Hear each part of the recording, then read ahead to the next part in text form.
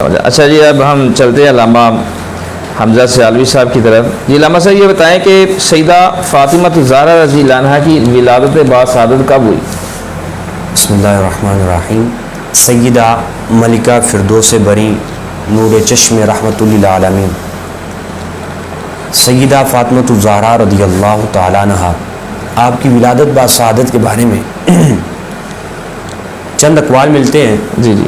پہلے قول کے مطابق آپ کی ولادت باسعادت حضور سرور کونین صلی اللہ علیہ وسلم کی بعثت سے 1 سال قبل اچھا مکہ مکرمہ کے اندر ہوتی ہے، اور دوسرا قول یہ ملتا ہے کہ حضور سید عالم علیہ الصلوۃ والسلام کی بعثت سے 1 سال بعد مکہ مکرمہ کے اندر آپ کی ولادت باسعادت ہوتی ہے۔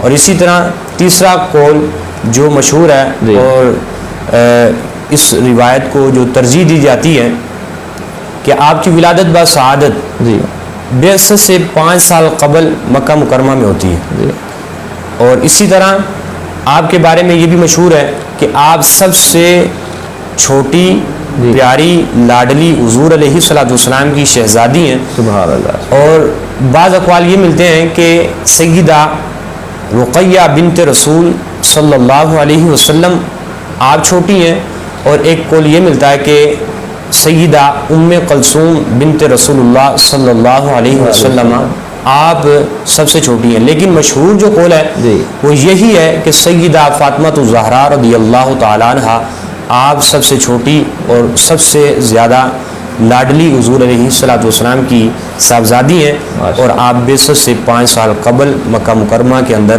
ولادت باسعادت آپ کی ہوتی ہے۔